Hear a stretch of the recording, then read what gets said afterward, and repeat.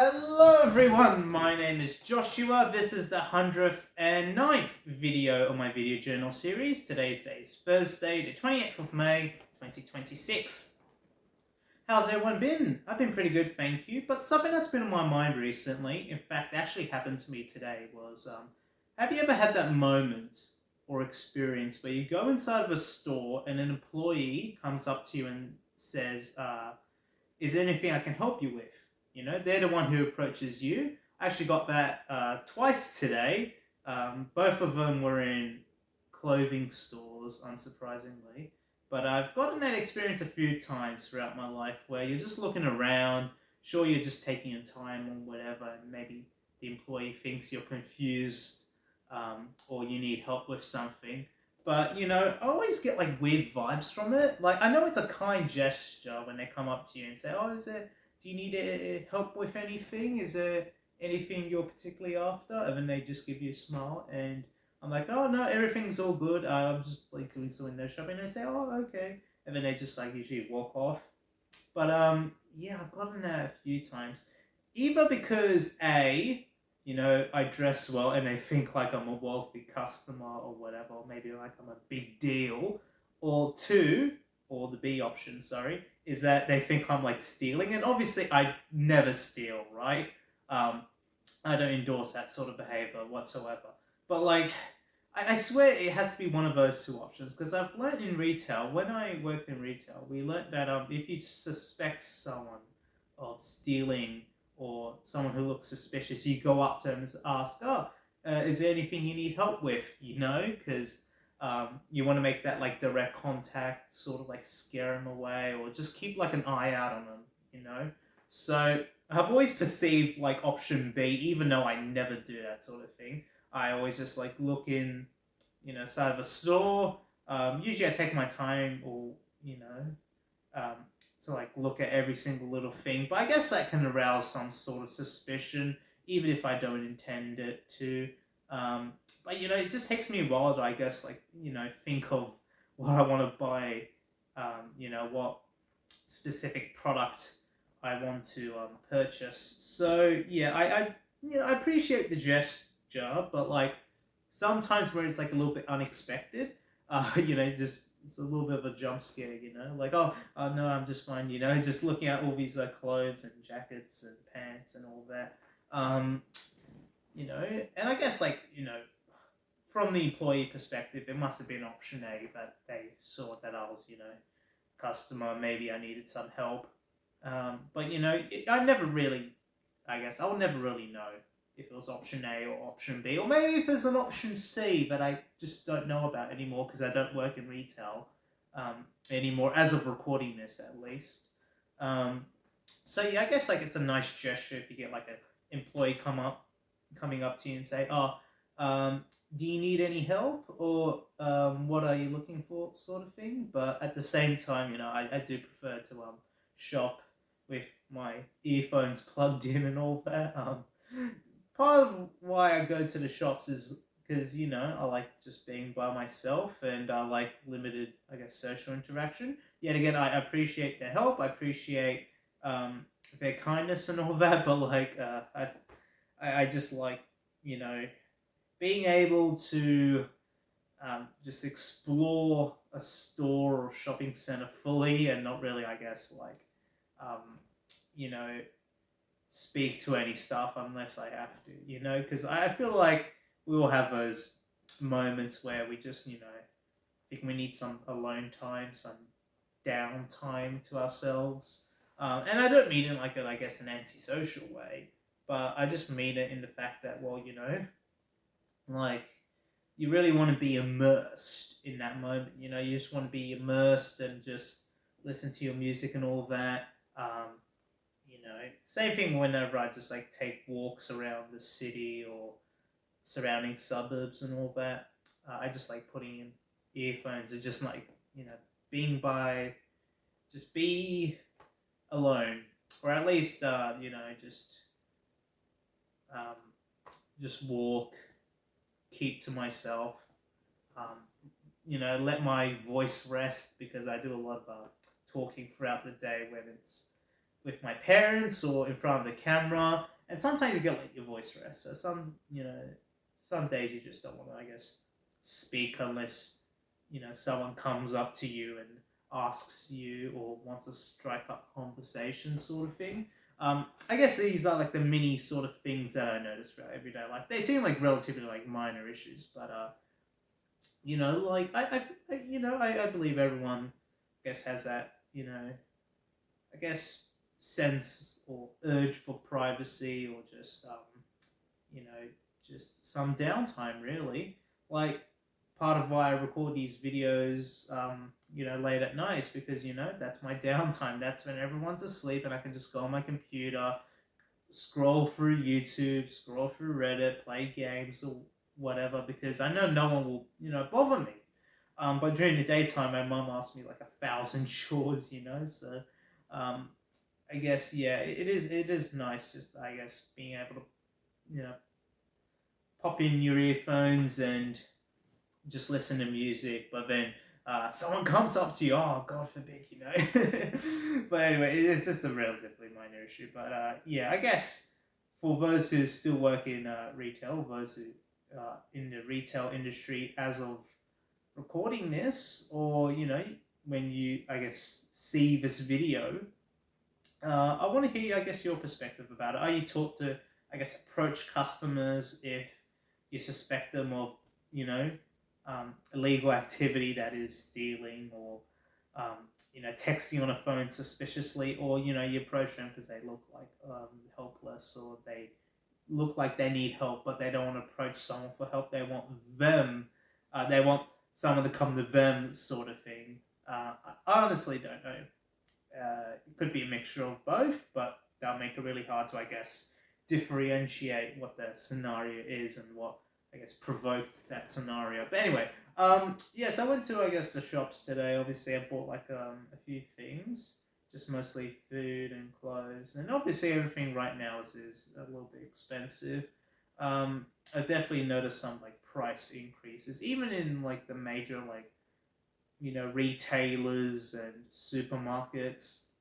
You know, the price of like one individual thing might seem cheap, but like if you buy a lot, right? Especially when you go to the supermarket and just buy like multiple cans of tuna, which is what I did today. You'll notice they all comes like to a really, I guess, hefty price. I spent like um, nearly $20 on tuna. I just bought like 6 cans.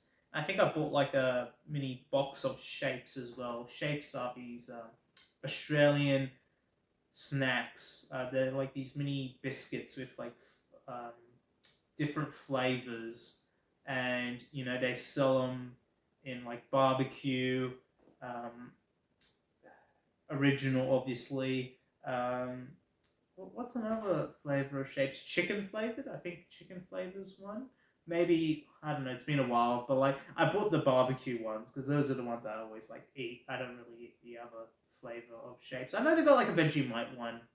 I saw that in the store. I don't know how good it will be, but you know, that totaled to around $20, and I was like, damn, $20. That's enough to like get you know, like fast food. But obviously, fast food will only last you like that one specific meal. What I bought will basically last me 2 or 3 days, give or take.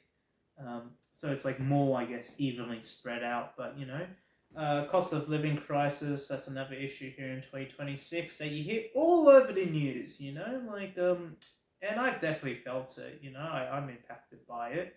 Obviously, everyone's impacted by it, but to certain different levels. To the point where if you're earning, millions and billions, it's just barely, I guess, it barely makes an impact. It makes 0.0001% impact, basically. Or I guess it makes, like, what I'm trying to say is it impacts everyone, but to disproportionate levels, basically.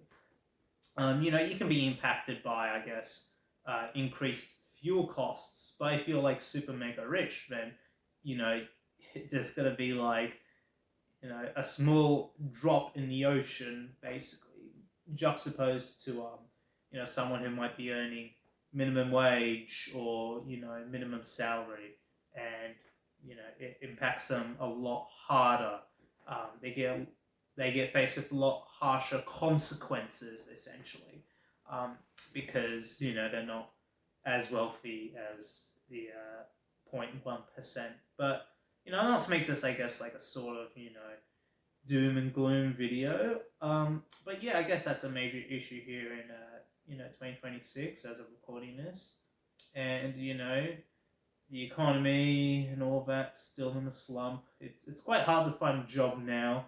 There's like that false illusion where you see a lot of job listings and advertisements and all that, and you like try to apply to those places, but you just keep on getting rejected. You don't hear any like callbacks or responses, and then when you do get accepted for a job interview, you go, and they still don't, I guess, respond even after that.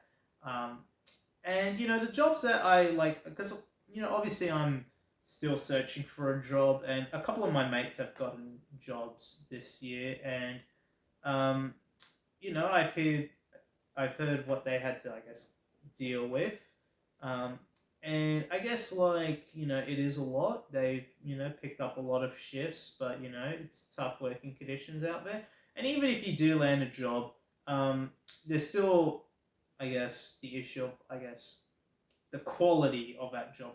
Not so much quality, but, does it pay well?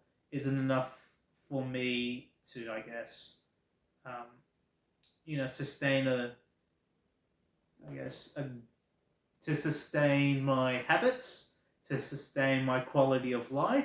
In that case, well, you might be working a job that pays minimum wage, but it won't be enough to buy you a house, sort of thing.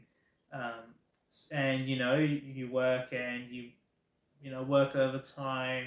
You work under, I guess, stressful environments, um, cooped up in an office block for 8 or 9 hours a day. I mean, and then you just go home feeling tired and knowing that you have to do that thing over and over again. I mean, really, I said I did not want this to be a doom and gloom video, but I guess that's the current state of the job market. Even if you land a job, there's still a bunch of, I guess, issues with the minimum wage and, I guess, work-life balance sort of thing. And I guess that's why I quit my previous retail job, because it was, I guess, interfering too much with my studies, or I really just got sick of it. And yeah, so obviously working conditions have to improve. Um, Minimum wage has to improve, but also, the economy as a whole has to, I guess, improve.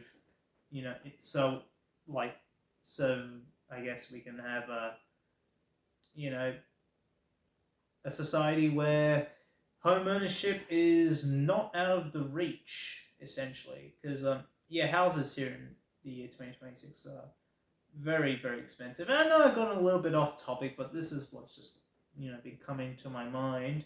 Um, as soon as I like talk about work and all that, it just hits my brain. Oh yeah, there's a bunch of other issues I can rant about. um, but yeah, so obviously, you know, um, there's, I guess, like some issues here in 2026, and obviously retail workers, bringing it back to, I guess, the retail sector. Retail workers, obviously, they have to go through a lot. Obviously they're gonna like approach customers, ask them, hey, is there anything you need help with? But they have to face a lot of abuse, a lot of complaints and all that, a lot of Karens, and I've certainly dealt with those type of people. And the staff worker is getting paid like minimum wage, um, just enough so that they can like feed themselves, but not even enough for their university tuition, or even like a car or a house or even apartment. It is like a tough job out there, and obviously I respect everyone who works in retail and works in the hospitality sector and all that, but it is a tough business.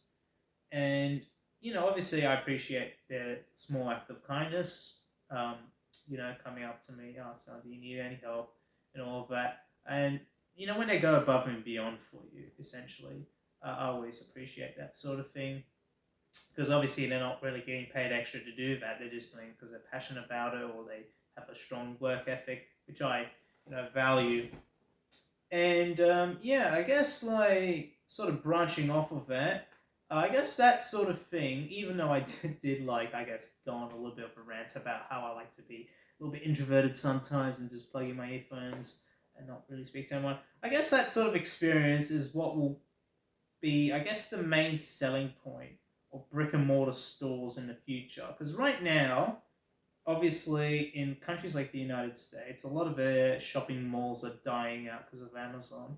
And here in Australia, from the shopping centres I've been to, and all the shopping strips and arcades, not video arcades, but like traditional arcades that I've been to in the city and surrounding suburbs and all that, or even, just stroads, um, just a bunch of like shops on a high street or something like that. Is that they're quite busy. I don't think shopping centres are completely dead, at least here in Australia. Maybe they're on the decline. Obviously, you know, sites like Amazon, they still have a big presence over here. In fact, Amazon only launched in Australia like around 10 years ago. Before that, we had to use eBay for everything, which you can imagine would be quite slow. But yeah, Amazon only came to Australia around 10 years ago. So maybe we're only around, um, a few years behind the US, because Amazon was originally launched in, I think, 1996 or 7 or 8 in the United States as like an online bookseller. So, obviously, I feel like online shopping still has a long way to go here in Australia, but I guess it quickly gained momentum in 2020 and 2021 during the COVID-19 lockdowns, and obviously combine that with, I guess, work from home policies and all that. And I guess you get a lot less people going into shops. Um, but I can't, as of now at least, observe a dramatic, I guess, decline in the amount of people going to shops and all that. But and even brick and mortar stores, I guess the thing I was talking about with America is, I guess, like their old massive shopping centers, the ones that were constructed during like the 1980s, those ones are like, being abandoned. Obviously, all those like high end stores in New York City, I don't think are going anywhere anytime soon. But certainly a lot of the old shopping centers, disappearing. And at least here in Sydney as well. Like I'm pretty sure one of the old shopping centers in like North Shore area or like Ryde near there, Eastwood, it's like being demolished, and they're gonna build like a new one there instead. But I'm interested.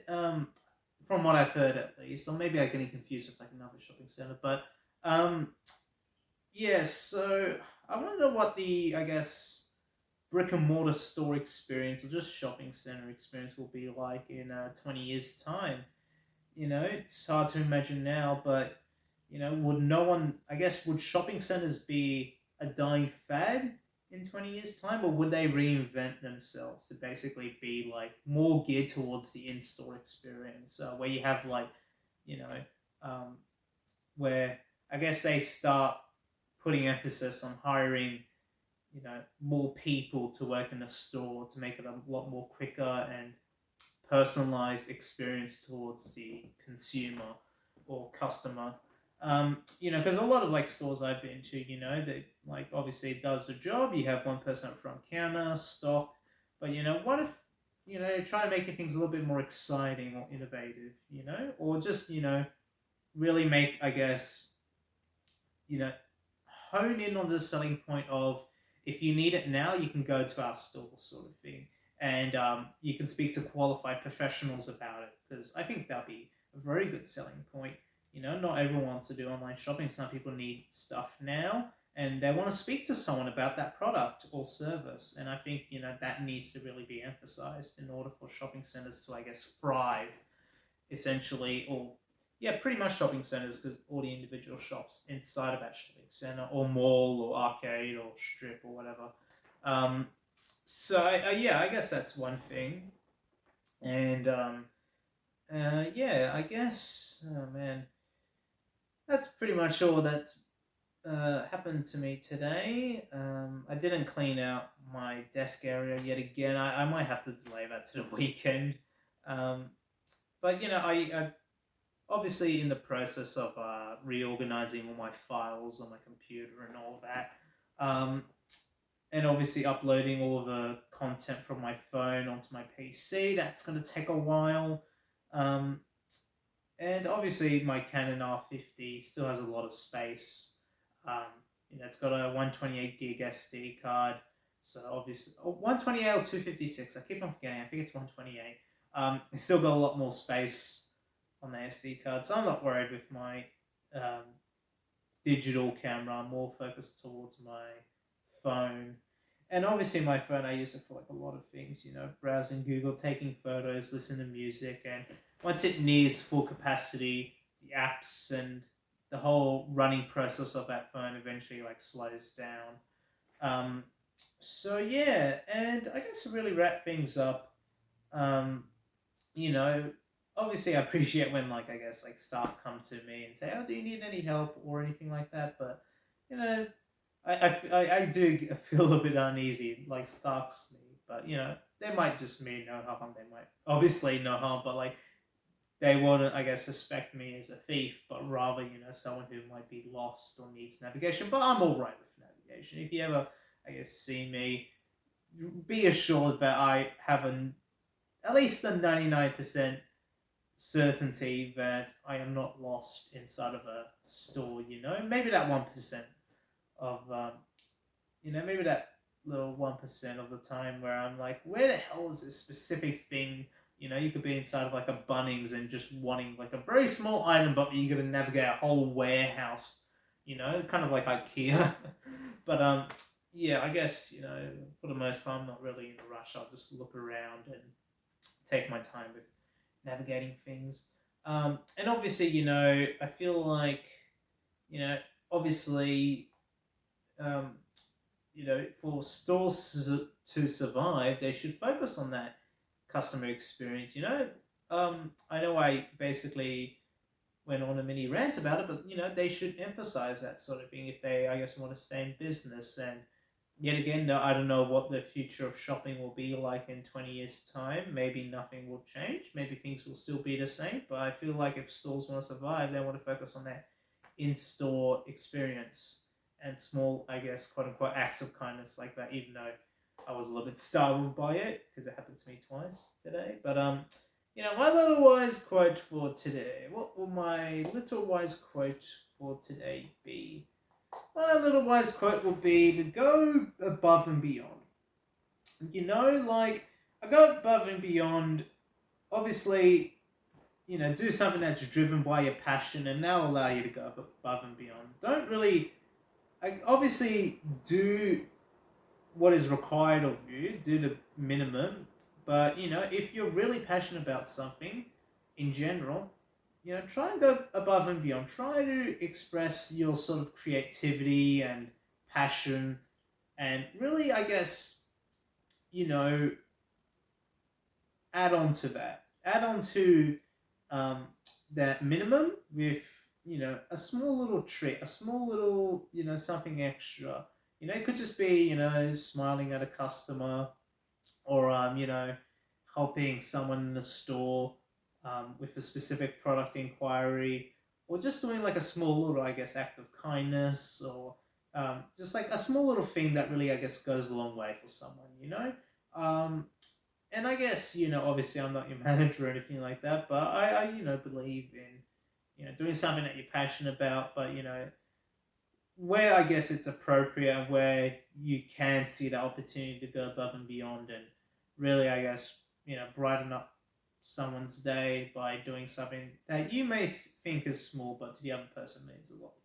It could just be looking up stock for an item and just telling them, all right, it's going to be at this store 5 kilometers away. The store that is 2 kilometers away does not have it, sort of thing.